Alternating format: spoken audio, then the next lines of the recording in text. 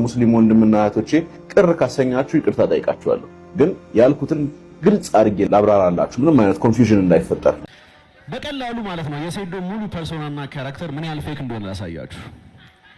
በሃይማኖት ጠንካራ ነኝ ይላል፣ ግን የመጠጥ ማስታወቂያ ያሰራ ታዩታላችሁ። በነጋቱ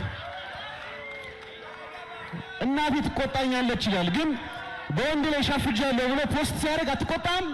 እንዴት አይነት አስተዳደግ ቢኖር ነው ኢትዮጵያ ውስጥ እየኖርክ ወንድ ልጅ ያሻፍዶኛል ብለህ ፖስት የምታደርገው? አጠገብ ደህና ሰው የለም። ማናጀሮች ምንድን ነው የሚሰሩት? እንደዛ አይነት አወራ ኢትዮጵያ ውስጥ ነው የምትኖረው ወንድሜ። እሱን ደግሞ የወንድ ልጅ ጥጉን የሚያሳያለው። እሺ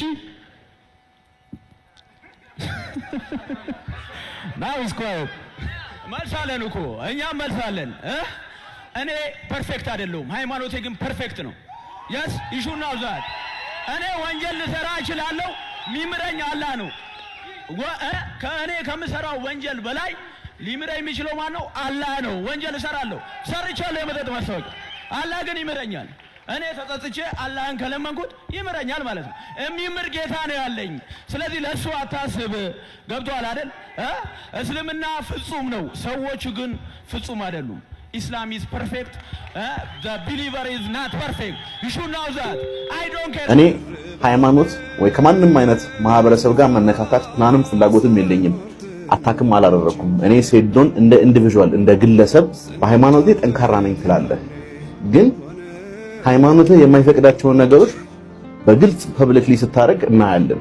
እኔ ያልኩት ሃይማኖቱ የሰጣቸውን መመሪያዎች አንተ አትከተልም። እናንተ ብቁ የሆንክ ሰው አይደለህም።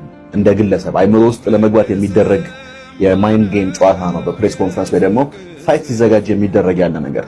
እኔ በሙላ ተከታዮቼ ሙስሊም ክርስቲያኑም ሁላችሁንም ወዳችኋለሁ። ሁላችንም ኢትዮጵያዊዎች ነን። ሁላችንም የአንድ ሀገር ልጆች ነን። ግን ኢንዲቪጁዋሊ ምንም አይነት ሃይማኖት ሳይነካ ነው ይሄን ትችት ያቀረብኩት። ፋይት ላይ የትም ሀገር የተለመደ ነገር ነው። እኛ የሀገራችንን ካልቸር ባልነካ መንገድ ነው ይሄን መልእክት ያስተላለፍኩት ብዬ አሳስባለሁ። እሱም ደግሞ ሴዶ ራሱ ይረዳዋል። this is not something እሱን ሾክ ያደረገው ተዘጋጅቶበት ነበር የመጣው። ይሄን እንደማነሳ ስለጠበቀ ወይ ደግሞ የሱ ቲሞች ከዚህ በፊት ያለበት ድክመት ነው ብለው ስላሰቡ ተመራምሮ ተዘጋጅቶበት ነው የመጣው። ከሃይማኖት ጋር ምንም የተያያዘ ቢፍ የለንም።